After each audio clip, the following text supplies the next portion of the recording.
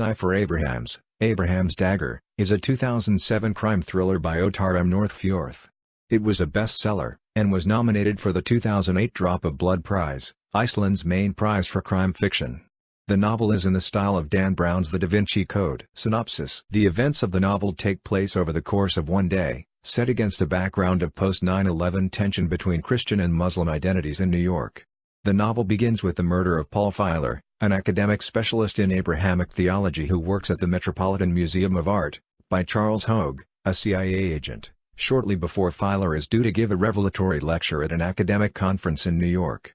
Just before being apprehended by Hogue, Filer writes a cryptic message, prominently including a verse from the prophecies of Nostradamus, to his colleague James Donnelly, an Irish academic who is also at the conference. The message is delivered to Donnelly just after Filer's murder. The novel focuses on Donnelly wringing a convoluted series of clues from Filer's message. These lead him to discover that Filer had got hold of the legendary Book of Abraham, supposedly acquired by the CIA shortly after its discovery among the Dead Sea Scrolls, and supposedly providing unusually early and authoritative evidence that the binding of Isaac was actually, as held in many Islamic traditions, a binding of Ishmael. To some characters in the novel, this is seen to challenge Christian narratives of supremacy among the Abrahamic faiths and so American national security. Since the message is written on a postcard of the Metropolitan Museum, Donnelly and Swift proceed to Filer's office there. They are followed by the detectives investigating Filer's death, Fatima Parker and John Russell. Parker and Russell confront Donnelly and Swift in Filer's office. Donnelly convinces Parker and Russell that he was not involved in Filer's murder, that the CIA might have been, and that they need to work together to unravel Filer's clues. Meanwhile, Parker and Russell's boss Tom Fraser contacts Charles Hogue's boss Ben Rodenberg to tell him about the postcard, and Rodenberg sends another CIA agent, Jack Curver, to the Metropolitan. When Curver arrives in Filer's office, Donnelly hides, and Parker and Russell allow Curver to think that Swift is in fact Donnelly. Curver apprehends Swift and leaves. Donnelly, Parker and Russell proceed to Columbia University, where Donnelly hopes to find assistance and refuge from another academic friend of Filer's, Richard Ruskin. They discover, however, that he died in a car accident that morning and infer, correctly, that he was murdered by the same person who murdered Filer. They proceed to the Cathedral of St. John the Divine seeking a quiet place to work on Filer's clues and, when they realize that they are about to be found by the police, to the Morgan Library and Museum, where they expect to find the book. Meanwhile, the novel occasionally interweaves the activities of John A. Franklin, an Arab-American agent provocateur in Palestine.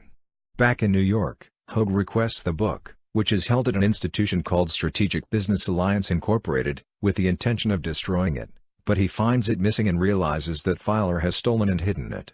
He returns to the CIA office at the Manhattan Institute for Policy Research to participate in the interrogation of Swift.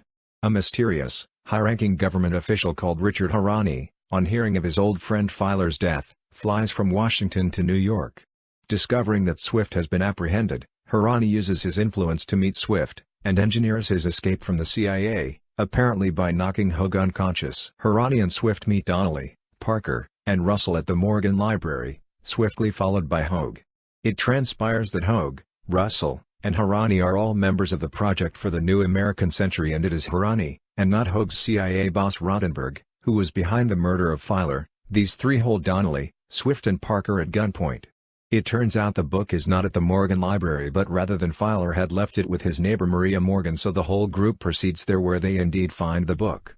Donnelly buys time by accusing Harani of orchestrating the September 11th attacks as a false flag operation to justify the US-led invasions of Afghanistan and Iraq, and of planning another similar attack in Paris. To his own surprise, he turns out to be correct.